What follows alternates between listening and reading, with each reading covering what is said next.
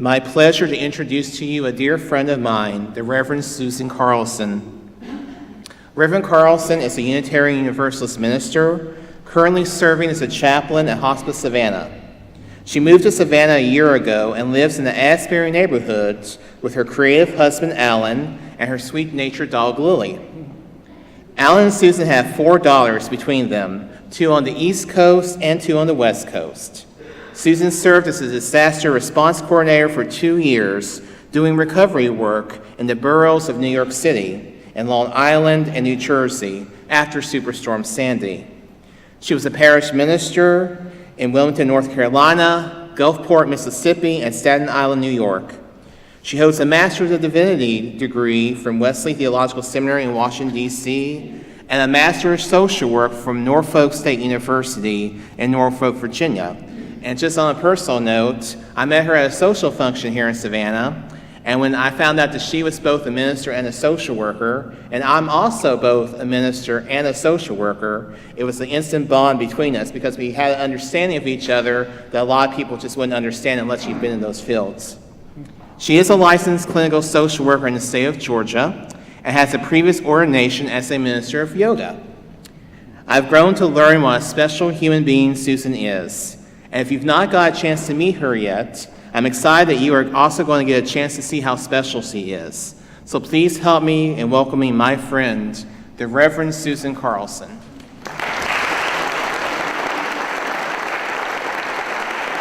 Good morning. Well, you've just heard that I'm a Unitarian Universalist minister, and I'm also a member of the Unitarian Universalist Church of Savannah, right over there on Troop Square. So you might wonder, why do I so often find my way over to Asbury? And I'm going to tell you.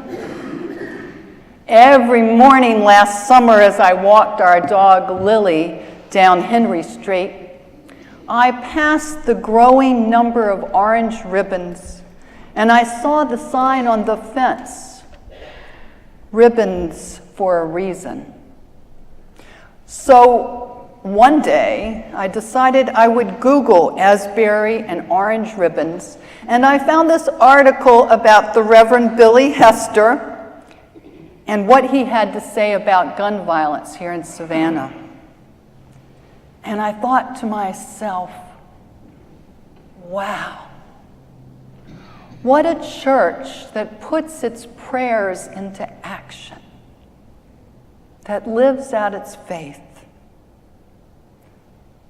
And a few months after that, I talked to Billy about my desire to be of service, my background that you've just heard about as a disaster response coordinator, a minister of yoga, and a clinical social worker, and about being raised in the Methodist Church in Norfolk, Virginia, and attending a Methodist seminary in Washington, D.C. And Billy told me, and I don't think you'll be surprised, that I was welcomed here at Asbury, that he hoped that I would consider being part of the adult 10 o'clock hour, and that I might consider preaching one of the Sundays in the summer when he was out of the pulpit. Voila again. And you know, before I got home, Billy had already connected me through an email to probably about 10 of the people in the 10 o'clock hour. Just a testimony as I saw it by the kind of minister that you have. And the type of community that this is, because people responded. I have never felt so welcomed any place in my life as I felt through that connection that Billy connected me to. So here I am. You know, sometimes when we look back, we can see why we're called to a particular time and a place. It happened in Staten Island for me when I served after Superstorm Sandy struck. And it happened when Eric Garner was killed by a policeman right down the street from my apartment. And we joined the loud call for justice. It happened after Hurricane Katrina and Superstorm Sandy, when I was called to join the Green Faith Fellowship Program, a training for people who are passionate about climate justice and that welcomes people from all different faiths and denominations. And here in Savannah, I have found a calling at Hospice Savannah. And I know that there are some people here that I minister with that are always a force for beauty and for living out the last moments of a person's life with dignity and respect. I have encountered these incredibly awesome nurses, social workers, allied therapists, CNAs, and volunteers there to make that journey with people. You know, our calling often comes from our interactions with one another, seeing God in one another's faces, hearing God's voice in our interactions with one another, hearing the suffering of people as God hears the suffering, and taking in the learnings that people gather along the journey. Families in hospice are doing the hard work of caregiving while sometimes their hearts are breaking in two. And people that are in the process of dying have incredible epiphanies and understandings about the significance of their life, the meaning of their lives there in their final days. It was just the other day that one of the social workers said to me, "Remember what I said now. Don't stress out or I'll have to spank you." Well, a little unorthodox, but I took it how much she cared for me, how much she didn't want me to worry about how I was going to see all those patients, that I could just take it from her, not stress out. I titled this sermon, "When the Eternal Calls and You Can't Turn Back," because I believe that the we is really important here. We often talk about our individual callings, and I just told you about some of mine, but is there a collective calling that we have? It's up to us to decide how and when and if we will respond. Individually, each of us can make a difference, but together we live out the callings that are greater than one person's alone. And I turn to the scripture that you heard this morning, Psalm 33, that tells us how God sees the hearts of all of us and our deeds, and how fruitless it is to put our stock in great armies, great strength, great power. Not that those things are not something we should pay attention to as a country or as citizens of the world, but that's not what we are called to build together. Because over and over again, the Bible tells us about how God sees it, God's justice, loving our neighbors as ourselves, having compassion for and standing in solidarity with those of our neighbors who are living in poverty, those who are the orphans and the widows and the strangers. And most of our callings, they're simple, they're nearby. Hearing the voice of suffering, hearing a need, a prayer, someone crying out, and we respond if we can, taking care, knowing when we can't do more. But it's that imagery in Psalm 33 that I love. It's an apt model for us, where God sees all humankind, sees all the inhabitants of the earth, and observes all their deeds. Imagine if we could get high enough that we could see all the inhabitants of the earth. We could see all the yearnings of humankind. We could see all the sorrows of people, what was deep in their hearts, all the heartaches, all the joys, all the peace, all the exultations. We can see also the limits and the divisions that separate us, that make those arbitrary divisions.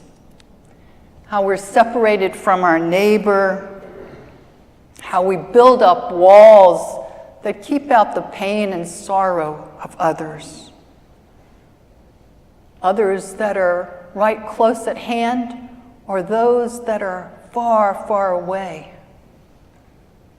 How fear overtakes us, and how we obsess about our own survival, excluding others. It's from that vantage point high above the earth that it's clear that what we see is made from things that are not visible. It's from that vantage that we understand that the earth is only a tiny dot of the whole cosmos. And yet, in that tiny dot are billions and billions of lives. Billions and billions of those whose well-being rest with the call to justice, that call to love mercy and to do kindness and to walk humbly with our God. I think that we can never go back once we have heard our name called, once we have been claimed by the eternal. And that John O'Donohue poem that you heard from a book of Celtic wisdom describes the spiritual journey of the awakening soul. Once your soul starts to awaken, you can take detours. You can gaze behind you. You can pause in your steps. But you cannot turn back. You cannot neglect that calling described in the chorus of the song that Asbury sings each week. I have heard you calling in the night. I will go, Lord, where you lead me. I will hold your people in my heart. Maybe you as an individual are called to drive someone to church or fix a meal or serve on the board or take some other kind of leadership role here. But if you will, I think that the orange ribbons outside on the fence say something more, something about what we are called to. What we are called to in this hurting world, broken in so many ways. There is a phrase in the Mishnah, the classical rabbinic teachings of Judaism, tikkun olam. And tikkun olam is often translated to heal the brokenness of the world. Today we experience brokenness, we experience gun violence, refugee crises, racism and hate crimes towards LGBTQ people, climate change, and a fear that pulls us in so many different directions. And what do we do with those multitude of directions we're pulled in? Sometimes we emphasize our differences. We forsake our common heritage as citizens of this one planet, this one earth. So we put labels on one another. We divide ourselves into camps like Republican or Democrat, like wealthy or poor, American or foreigner, gay or straight, the faithful or the faithless. We argue over keeping out refugees who've gone through horrors too terrible to describe. In a land of immigrants, we slam the door shut. We lift up Blue Lives Matter to counter Black Lives Matter as if we cannot comprehend the more complex issues of institutional racism. And as the climate changes, floods and fires increase and sea levels rise, we act as if our actions don't matter, as if we aren't called to respond. But we do get calls from the Eternal One all the time, and we do matter. The way we greet each other and welcome one another matters. Hearing what is deep underneath the words that we use matters. Hearing the voices and the lives of people and the names that we call out each week, lost in gun violence, those lives matter. Supporting, the reconciling ministries here and Asbury's stand around marriage, it matters. Seeing our earth as part of God's gift to us and wanting to heal her wounds, that matters. And accompanying one another through pain and chaos and heartache, fear, loneliness, and yes, peace and joy and celebration, all that matters. Being with one another matters. And so I want to leave you with one question to ponder. One question that you have the free will to determine, but maybe just to push you just a tad bit. Can this church move beyond hanging the ribbons and calling the names of those who have been killed? Moving forward beyond the divisions and grappling with the difficult issues that are right here in Savannah, in league with other community partners? That question is part of discerning your calling, a calling that comes to us many, many times through most of our interactions with others, that requires our careful thoughts and prayers and reflection. We answer callings in bits and pieces, but God's calling to us is a large one. It's the calling we must pay attention to and not let anyone turn us around. It's the calling of mothers and fathers crying out for justice and daughters and sons weeping for their friends.